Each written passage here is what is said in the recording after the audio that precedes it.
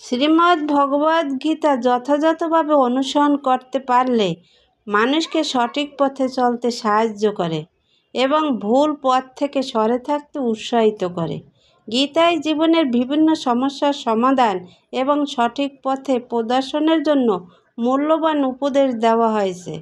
এটি উপলব্ধি, কর্তব্য পালন এবং কর্মফলের অনাসক্তি সহ বিভিন্ন বিষয়ে আলোকপাত করে, যা মানুষকে সঠিক পথে পরিচালিত করতে সাহায্য করে। গীতা জীবনের লক্ষ্য ও উদ্দেশ্য নির্ধারণে সাহায্য করে এবং সঠিক পথ বেছে নিতে পথ দেখায়। গীতার কর্মফল এবং অনাসক্তির ধারণা তুলে ধরা হয়েছে, যা মানুষকে কর্মফল নিয়ে অতিরিক্ত চিন্তা না করে নিজের কর্তব্য পালনে উৎসাহিত করে। গীতায় সংযম, শৃঙ্খলার জীবন যাপন এবং ইন্দ্রিয় সংযমের গুরুত্ব তুলে ধরা হয়েছে, যা মানুষকে ভুল পথ থেকে সরিয়ে আনে। গীতার উপদেশ মানুষকে সঠিক সিদ্ধান্ত নিতে এবং জীবনের চ্যালেঞ্জ মোকাবেলা করতে সাহায্য করে। গীতা মানুষের নৈতিক ও আধ্যাত্মিক বিকাশে সহায়তা করে, যা ভুল পথ থেকে সরে আসতে এবং সঠিক পথে চলতে উৎসাহিত করে। গীতা কেবল একটি ধর্মগ্রন্থ নয়, বরং এটি জীবনের পথ প্রদর্শক এবং সঠিক পথে চলার জন্য মূল্যবান উপদেশ ও নীতি দেয়। যে ব্যক্তি জীবনে গীতায় দেখানো পথ মেনে চলেন, সেই ব্যক্তি জীবনে কখনো ব্যর্থ হয় না। কর্মণ্যেবাধিকারস্তে মা ফলেষু কদাচন মা কর্ম ফল হেতু ভূর্মাতে সঙ্গস্ত কর্মাণি। অর্থাৎ গীতায় এই উক্তির মাধ্যমে শ্রীকৃষ্ণ বলেছেন, কোনো ফলের আশা না করে জীবনে কাজ করে যাও। যদি কেউ জীবনে সাফল্য পেতে চাও, তাহলে অন্য কোনো দিক না তাকিয়ে নিজের কাজ করে যাও। ফলের আশা না করে যে ব্যক্তি সম্পূর্ণ মনোযোগ দিয়ে কাজ করেন, তিনি জীবনে নিশ্চিতভাবে সাফল্য লাভ করেন। গীতায় শ্রীকৃষ্ণ আরও বলেছেন, যে কোনো কাজ সাফল্য পেতে হলে মন শান্ত রাখা সবার আগে জরুরি।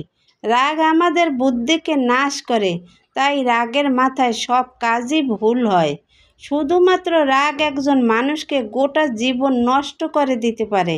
তাই যে কোনো কাজ করা বা যে কোনো সিদ্ধান্ত নেওয়ার আগে মাথা ঠান্ডা রাখা জরুরি।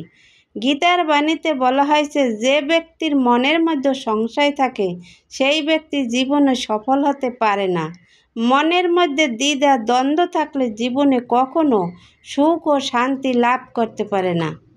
এমন ব্যক্তি নিজেকে ধ্বংস করে ফেলেন। কোনো বস্তুর প্রতি অতিরিক্ত আসক্তি থাকলে সেই ব্যক্তির ব্যর্থতার কারণ হতে পারে। সেই কারণে সবসময় নিজেকে আসক্তি থেকে দূরে রাখা দরকার।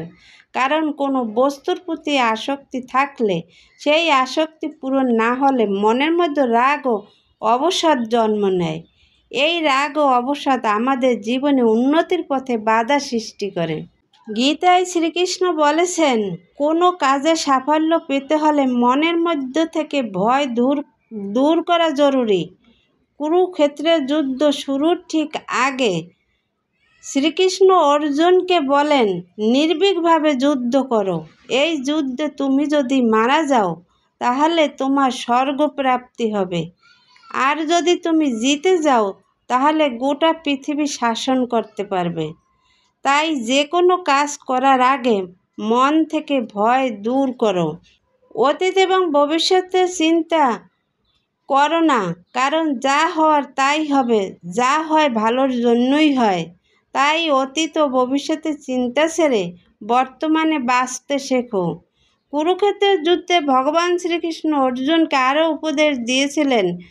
সেই উপদেশগুলো আজকের যুগে আমাদের বিশেষ উপযোগী। শ্রীমদ্ ভগবদ্ গীতার কিছু জ্ঞান আমরা উপলব্ধি করতে পারি, তাহলে সমস্ত দুঃখ কষ্ট থেকে মুক্তি পাব। এই স্ত্রী পুরুষ আমরা নই, এই শরীর আমাদের নয়। অগ্নি, জল, বায়ু, পৃথিবী, আকাশ দিয়ে এই শরীর গঠিত। অবশেষে এই শরীর পঞ্চভূতে বিলীন হয়ে যাবে। কিন্তু আত্মা স্থির। এই আত্মা কখনো মরে না। আত্মার জন্ম বা মৃত্যু হয় না। পরিবর্তন সংসারের নিয়ম, এখানে সমস্ত কিছু পরিবর্তনশীল। তাই সুখ দুঃখ, লাভ ক্ষতি, জয় পরাজয় ইত্যাদির কথা না ভেবে ভগবানের সেবা করে যেতে হবে। নিজের রাগ নিয়ন্ত্রণে রাখতে হবে। রাগের ফলে কাম, ক্রোধ, লোভ সৃষ্টি হয়। তারপর মানুষ অধঃপতনের দিকে অগ্রসর হতে শুরু করে। কাম, ক্রোধ, লোভ এগুলো আমাদের শত্রু। তাই নিজেকে ঈশ্বরের চরণে নিবেদন করে দাও। ঈশ্বর আমাদের রক্ষা করবেন এবং আমরা দুঃখ, কষ্ট, ভয়, চিন্তা, শোক ও বন্ধন থেকে মুক্ত হতে পারব। নিজের দৃষ্টিকোণ শুদ্ধ রাখতে হবে। জ্ঞান ও কর্মকে সমানভাবে দেখতে হবে। এর ফলে আমাদের দৃষ্টিকোণের পরিবর্তন আসবে। অশান্ত মনকে শান্ত করতে হবে। আমরা যে কর্ম করি না কেন তার ফল আমাদেরই ভোগ করতে হয়। তাই কর্ম করার আগে বিচার করতে হবে। শ্রীমদ্ ভগবদ্গীতায় ভগবান শ্রীকৃষ্ণ বলেছেন, যে সত্যি সে কখনো দাবি করে না। মিথ্যা সবসময়ই নিজেকে সত্যি বলে দাবি করে। কখনো মানুষ ভালো হয় না। যদি কোনো মানুষ ভালো মনে করে যে সবাই ভালো, তাহলে সেটা তার ভুল ধারণা। ভগবদ্গীতায় বলা হয়েছে, অন্যায় অবশ্যই প্রতিবাদ করতে হবে। চুপচাপ অন্যায় সহ্য করার থেকে বড় পাপ আর কিছুই নাই। যে পাপ বিশ্ব দ্রোণাচার্য করেছিলেন, যার ফলে কুরুক্ষেত্রের যুদ্ধে এদের বীরত্ব কোনো কাজে আসেনি। গীতায় আরও বলা আছে, বিনয় এবং অহিংসা মানুষের ধর্ম, কিন্তু অন্যায় দেখলে তা মুখ বুজে কখনো সহ্য করা উচিত নয়। অর্থাৎ কখন আপনি আচরণ বিনয় আনবেন এবং কখন গর্জে উঠবেন তা আপনাকে নির্ধারিত করতে হবে। মূর্খের সাথে যেমন বিনয় চলবে না, তেমনি দুর্বল চিত্তের সাথে রূঢ় আচরণ করাও চলবে না। অর্থাৎ আপনার যাবতীয় আচরণকে শিক্ষা দেওয়া হয় ভগবদ্গীতায়।